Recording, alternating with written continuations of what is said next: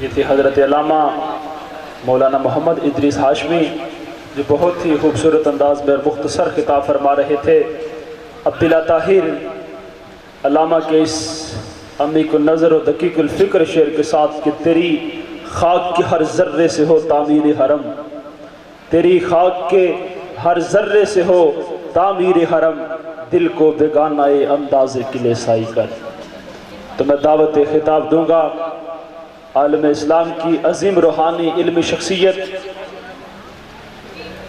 حضرت علامہ صاحبزادہ professor doctor Sajid الرحمن صاحب، زیب و زینت آستانہ عالیہ بگھار شریف، محتمم اعلیٰ دارالعلوم یعقوبیہ بگھار شریف، جناب سے ملتمس ہوں کہ آپ اپنے روحانی نورانی ملفوظات سے ہمارے قلوب و اذہان کو منور فرمائیں۔ جناب پروفیسر ڈاکٹر صاحبزادہ ساجد الرحمن صاحب، کرسی آگے جائیں۔ الحمدللہ رب العالمین، والصلاة والسلام علی سید الانبیاء والمرسلین وعلى آلہ واصحابہ وازواجہ وذریتہ اجمعین، اما بعد فاعوذ باللہ من الشیطان الرجیم، بسم اللہ الرحمن الرحیم، قل ان کنتم تحبون اللہ فاتبعونی یحببکم اللہ ویغفر لکم ذنوبکم واللہ غفور رحیم۔ قال اللہ تبارک و تعالی فی شان حبیبہ، ان اللہ وملائکتہ یصلون علی النبی یا ایہا الذین آمنوا صلوا علیہ وسلموا تسلیما۔ اللہم صل وسلم وبارک علی سیدنا ونبینا ومولانا محمد وبارک وسلم وصل علیہ۔ الصلاة والسلام علیک یا رسول اللہ، الصلاة والسلام علیک یا حبیب اللہ، الصلاة والسلام علیک یا شفیع المذنبین، الصلاة والسلام علیک یا رحمتا للعالمین۔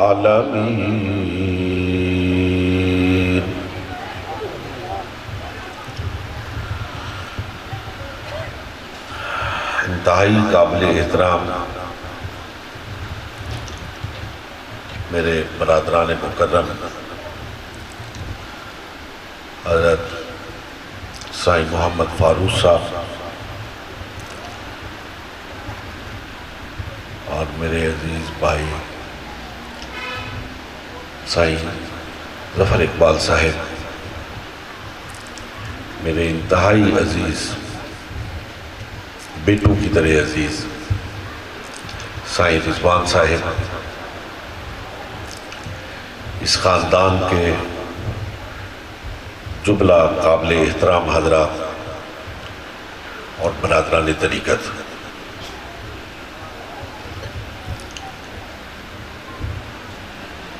آج میں بہت فخر اور اطمینان محسوس کر رہا ہوں اور میں اپنی اس دلی کیفیت کا اظہار بلا کم و کاست کرنا چاہتا ہوں کہ الحمدللہ ثم الحمدللہ علی ذالک کہ سیاہ شریف کی خانقاہ کے یہ ورثہ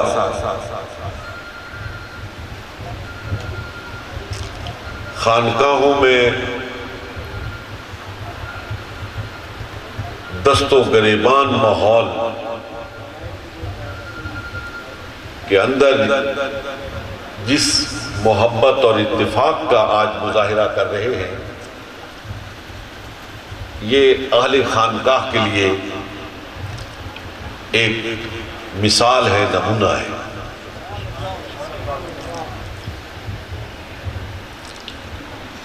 آج ان سارے بھائیوں کو، ان بھتیجوں کو ایک اسٹیج پر دیکھ کر انتہائی مسرت کے ساتھ ساتھ فخر محسوس ہو رہا ہے کہ آج بھی خانقاہوں پر ایسے خاندان موجود ہیں جو مادیت سے بہت بلند و بالا ہو کر اپنے اسلاف کے نام کو زندہ اور تابندہ کر رہے ہیں۔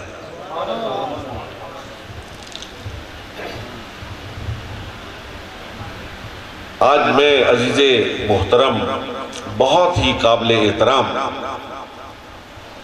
سائیں محمد فاروق صاحب کے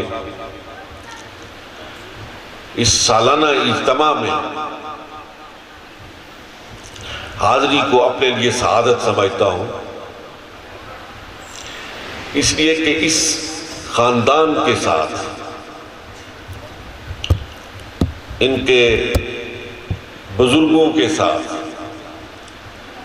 جو میرے بزرگوں کا تعلق محبت تھا، محبت ایک کیفیت کا نام ہے دوستو، اس کو الفاظ کا جامع نہیں پہنایا جا سکتا۔ میں نے حضرت گرامی مرتبت سائیں خادم حسین صاحب کو اور اپنے والد گرامی کو بغار شریف میں بہت مواقع پر دیکھا۔ وہ اسلوب محبت، وہ آداب محبت، وہ تعلق کی خوشبو خدا گواہ ہے میں آج بھی محسوس کر رہا ہوں، اور اس بات پر فخر محسوس کرتا ہوں کہ آج بھی ان کے صاحبزادے میرے بھائی سائیں ظفر صاحب کا زانو میرے زانو کے ساتھ جڑا ہوا ہے۔ یقیناً ان کو یاد ہوگا، پرانی بات ہے، غالباً اگر مجھے کوئی صحیح یاد ہے تو یہ 66-67 کی بات ہے، یہ بہت نوعمر تھے جب اپنے والد گرامی کے ساتھ بغار شریف آئے۔ میرا بھی اس وقت بچپنا تھا، ان کا یوں بازو پکڑ کر ایسے حضرت سائیں خادم حسین صاحب نے رحمت اللہ تعالی علیہ نے یوں بازو پکڑ کر میرے والد گرامی کے ہاتھ میں دیا اور کہا، ارشاد فرمایا کہ میں ظفر کو آپ کے حوالے کر رہا ہوں۔ الحمدللہ یہ خاندان با وفا خاندان، یہ تعلقات کو نبھانا جانتا ہے۔ اس وقت سے لے کر آج تک اس تعلق میں ہر روز اضافہ ہوا ہے، کمی نہیں آئی۔ یہ میرے عزیز بیٹے رضوان صاحب، ان کے کچھ شاید مہینے یا سال بغار شریف میں گزرا ہے. یہ وہاں پہ حصول تعلیم کے لیے تشریف لے گئے تھے، لیکن ان کو یاد ہوگا کہ والد صاحب رحمت اللہ تعالی علیہ ان کو اپنے ساتھ چارپائی پر بٹھا کر اپنے ساتھ کھانا کھلاتے تھے ہمیشہ. اللہ رب العالمین اس تعلق محبت کو اسی طرح قائم رکھے، اس میں روز افزو اضافہ فرمائے،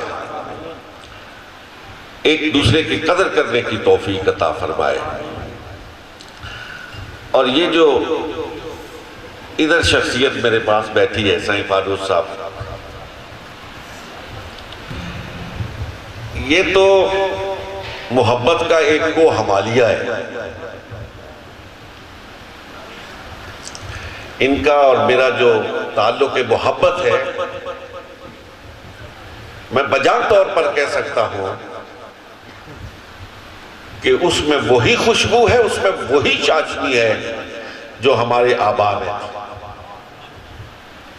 اللہ رب العالمین کو ان کو صحت و عافیت کے ساتھ زندہ و تابندہ رکھے. اس مختصر سے وقت میں حاضرین محترم، میں صرف 2-3 گزارشات کر کے بات کو ختم کر دوں گا.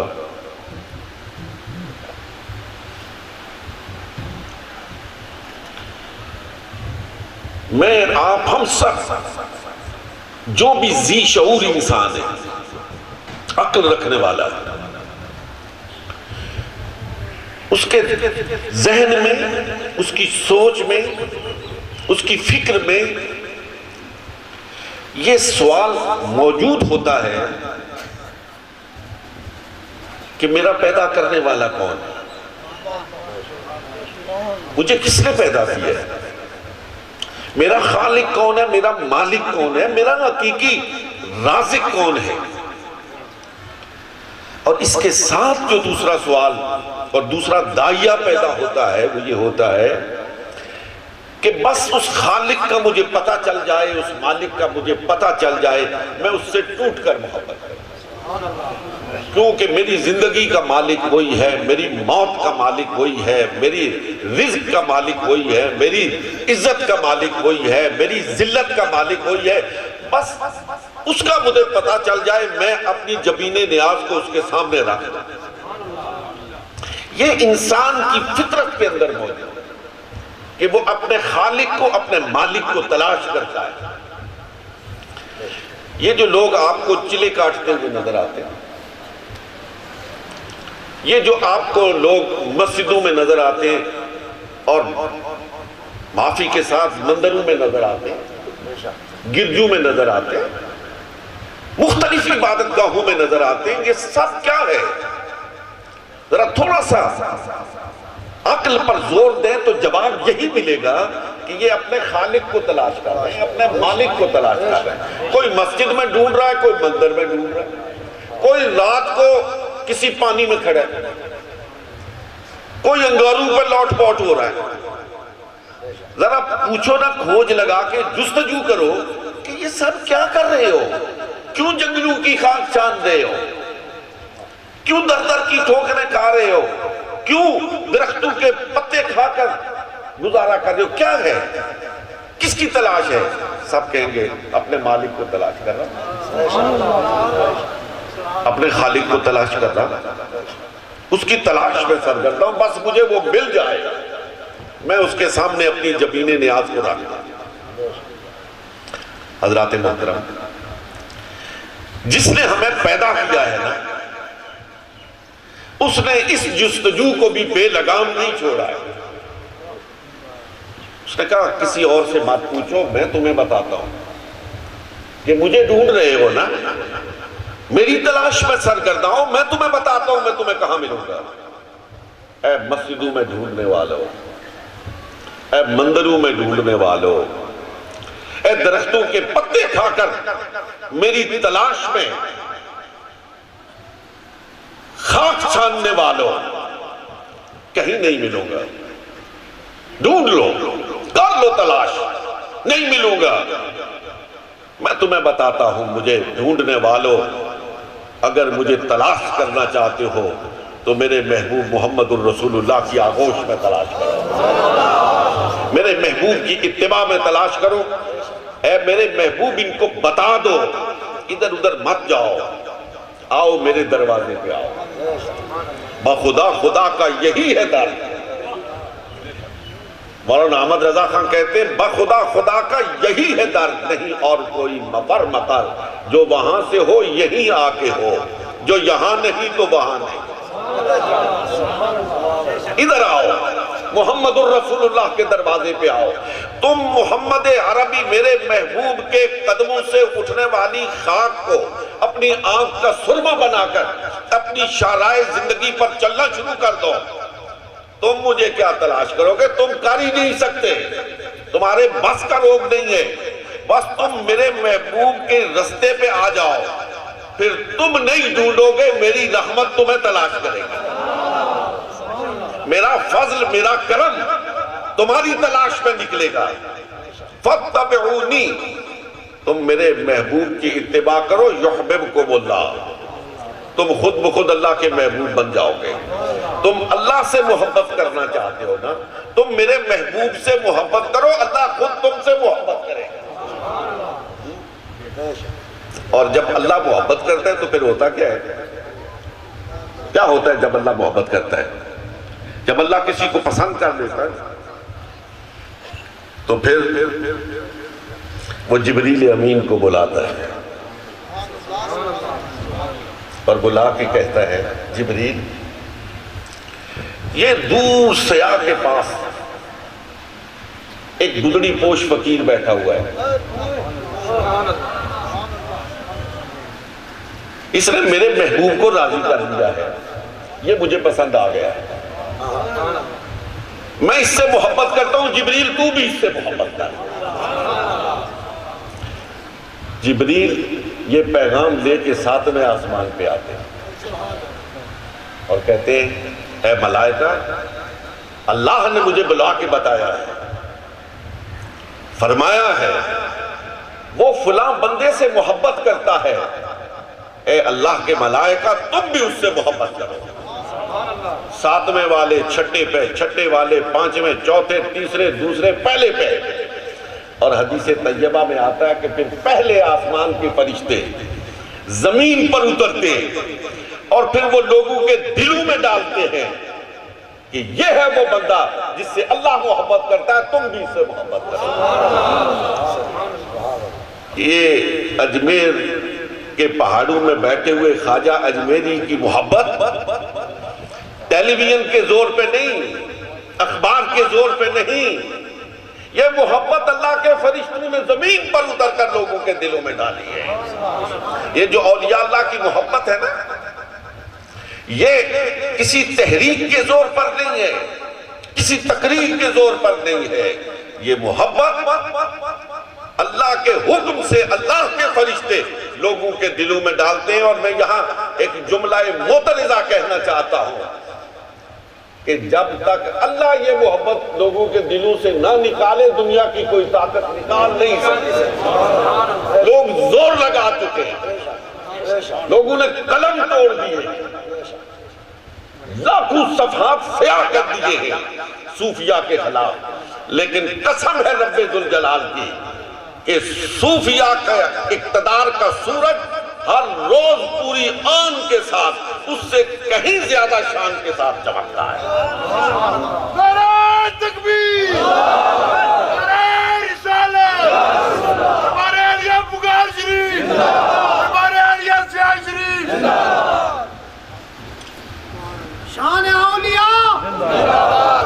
دو طرح کے لوگ ہوتے ہیں، ایک وہ لوگ جو پیسے کی بنیاد پر، جو قوت کی بنیاد پر، جو اقتدار کی بنیاد پر لوگوں پہ حکومت کرتے ہیں،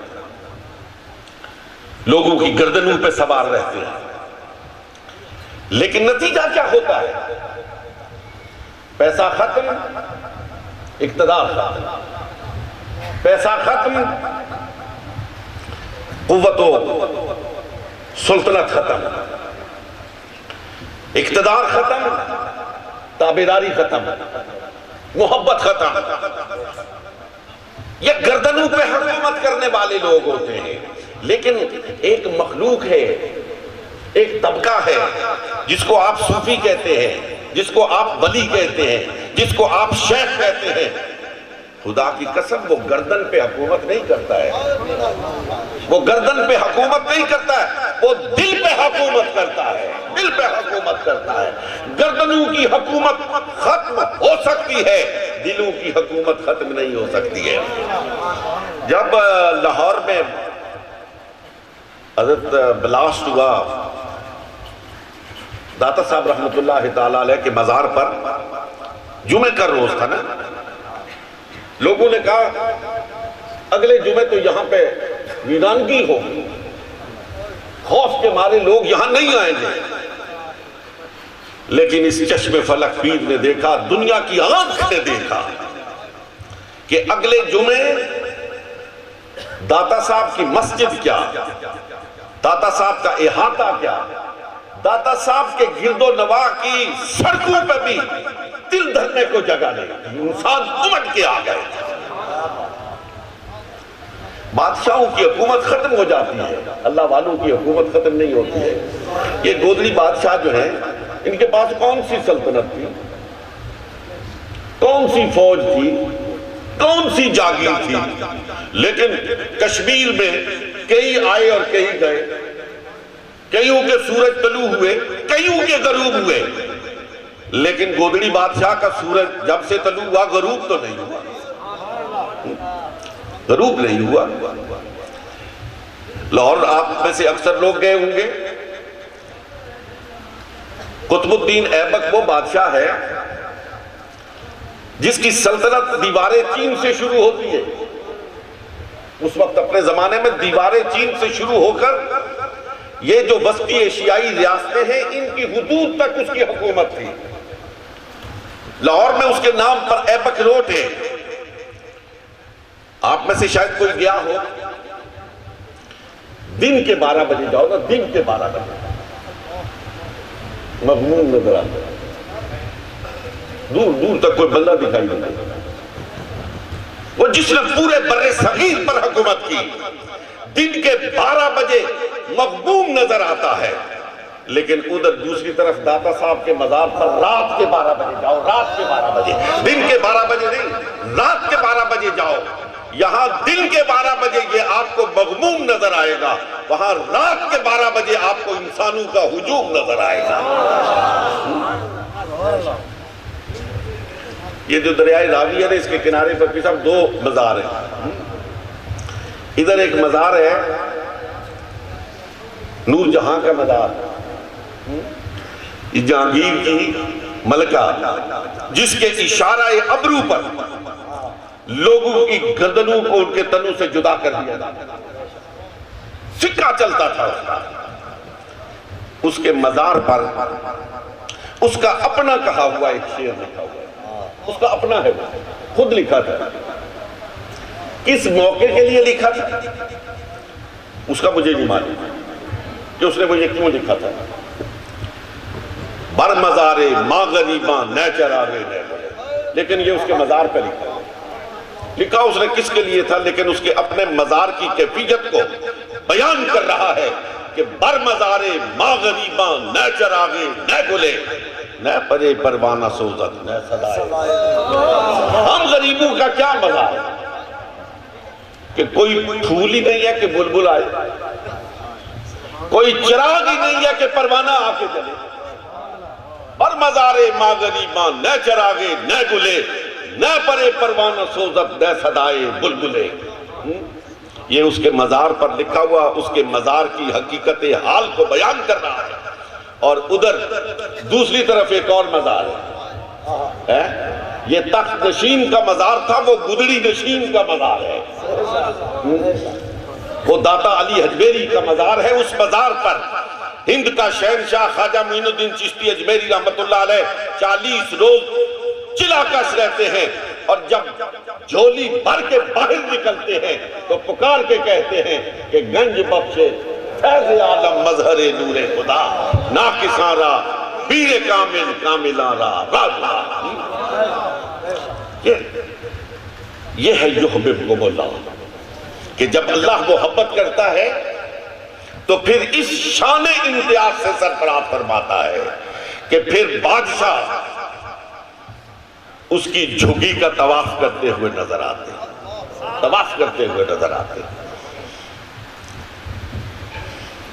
حضرت خواجہ قطب الدین بختیار کاکی رحمت اللہ تعالی علیہ کو دہلی میں حضرت خواجہ اجمیری نے بٹھایا، لیکن یہ جیلسی جو ہے نا، حسد، یہ بڑی بری بلا ہے۔ جب وہاں ان کو شہرہ ملا، عزت ملی، توقیر ملی، لوگ آپ کے گرویدہ ہو گئے، تو نام لیے بغیر میں عرض کرنا چاہتا ہوں کہ وہاں کے کچھ مشاہیر جو ہیں انہوں نے کہا کمال ہو گیا، ہم یہاں ایک مدت سے بیٹھے ہوئے اور ہماری وہ عزت نہیں، وہ توقیر نہیں، یہ چند روز ہوئے یہاں آ کے بیٹھا ہے، اس کو یہ مقام مل گیا، یہ عزت مل گئی، یہ مرتبہ مل گیا، تو تھوڑا سا ایک حسد کا وہاں پہ سما فضا پیدا ہو گئی۔ تو ایک مرتبہ حضرت خواجہ اجمیری اپنے مرید خاص، اپنے خلیفہ مجاز حضرت خواجہ قطب الدین بختیار کاکی سے ملنے کے لیے آئے، تو ان دہلی کے مشاہیر نے، ان مشائخ نے آپ سے شکوہ کیا، یہ کیا آپ نے ہمارے سر پہ مسلط کر دیا، رات کو بیٹھے رہے۔ تو حضرت خواجہ اجمیری نے اپنے خلیفہ مجاز حضرت خواجہ قطب الدین بختیار کاکی سے کہا کہ بابا میں یہاں کی فضا کو کوئی اچھا نہیں دیکھ رہا، تو ہمارے ساتھ اجمیر چل۔ یہ پیر اور مرید کی بات ہو رہی ہے، تو اجمیر ہمارے ساتھ اپنا شیخ اپنے خلیفے سے کہہ رہا ہے تو ادھر چل کے بیٹھ، میں خود تیرے ہاتھ آگے ہاتھ باندھ کے کھڑا ہو جاؤں۔ حضرت خواجہ بختیار کاکی عرض کرتے ہیں حضور ہم تو آپ کے قدموں میں بھی بیٹھنے کے لائق نہیں۔ طے ہو گیا کہ نماز تہجد کے بعد ہم یہاں سے رخصت ہو جائیں، کسی کو نہیں پتا، لیکن اس وقت کوئی ڈاؤن لیگز کا مسئلہ نہیں تھا، لیکن یہ اللہ والوں کی مخبریاں فرشتے کیا کرتے ہیں۔ شہر میں مخبری ہو گئی کہ آج رات خواجہ قطب الدین بختیار کاکی کو خواجہ اجمیری یہاں سے لے کے اجمیر جا رہے ہیں۔ اب یہ دونوں اپنے حجرے میں ہیں، سحری کے نوافل ادا کریں، طے شدہ پروگرام کے مطابق دروازہ کھلا، اور جب باہر نکلے تو ایک عجب سما ہے کہ پورا دہلی باہر کھڑا، ایک ہنگامہ برپا ہے، اور ان سب کی قیادت اس وقت کا بادشاہ سلطان شمس الدین التتمش کر رہا ہے، اور اس کی پوری کابینہ اس کے ساتھ کھڑی ہے اور ہاتھ جوڑے ہوئے ہیں کہ اے خواجہ اجمیری ہم درخواست کرتے ہیں اس بابے کو یہاں سے لے کے آپ ان کی نہیں سنتے۔ تذکرہ نویس لکھتے ہیں کہ حضرت خواجہ اجمیری باہر نکلے، پیچھے پیچھے خواجہ قطب الدین بختیار کاکی ہاتھ باندھے ہوئے ہیں، اور دونوں اجمیر کی طرف چل پڑے۔ پیچھے پیچھے بادشاہ ہے، اس کے پیچھے کابینہ ہے، اس کے پیچھے دہلی امٹ کے آ گیا۔ اور تاریخ دعوت و عزیمت کا مصنف لکھتا ہے ابو الحسن علی ندوی کہ جو گرد خواجہ اجمیری اور خواجہ قطب الدین بختیار کاکی کے قدموں سے اڑتی تھی، بادشاہ وقت اس کو اپنے ہاتھوں پہ اٹھا کے اپنے چہرے پہ ملتا تھا اور کہتا تھا اے خواجہ اجمیر ہماری اس درخواست کو قبول کر لو، اس بابے کو یہاں سے نہ لے کے جاؤ، یہ چلا گیا تو دہلی اجڑ جائے گا۔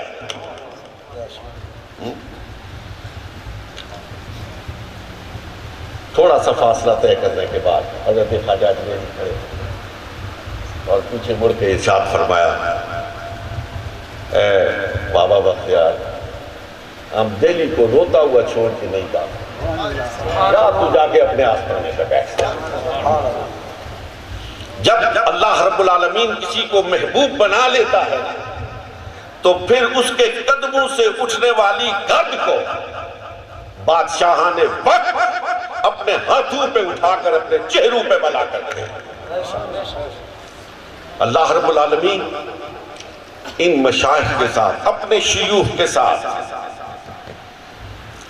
اپنے مرشدین کاملین کے ساتھ، اپنے مرشد کے ساتھ ایک بات میں آخر میں کہنا چاہتا ہوں آپ سے، مضبوط تعلق ہونا چاہیے۔ جڑا لبا تو اس نے پیچھے ٹوری پہ کوئی اچھی گل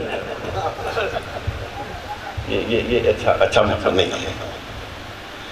یک گیر محکم گیر، بس ایک کا جب دامن پکڑا ہے تو بس پھر پکڑ لیا، ٹھیک ہے نا، پھر نہیں چھوڑنا چاہیے۔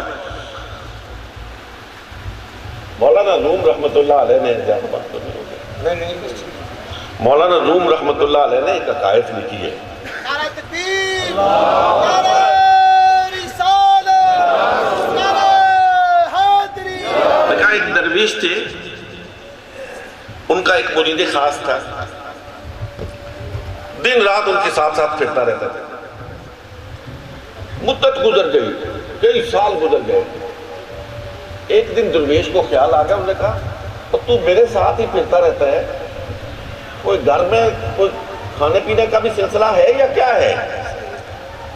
اس نے کہا جی بھوک پانگڑے، کاکھ نہیں، بس جب گھر جاتا ہوں تو بےزتی ہی ہوتی ہے، باقی وہاں کچھ بھی نہیں ہے، بڑے برے حال ہیں۔ تو فرماؤ ہو، فرماؤ ادھر سے ایک کاغذ لے کے آؤ۔ یار اگر پوری توجہ سے آپ سنیں گے تو جو میں بات کہنا چاہتا ہوں پھر اس کا ابلاغ ہو سکے گا۔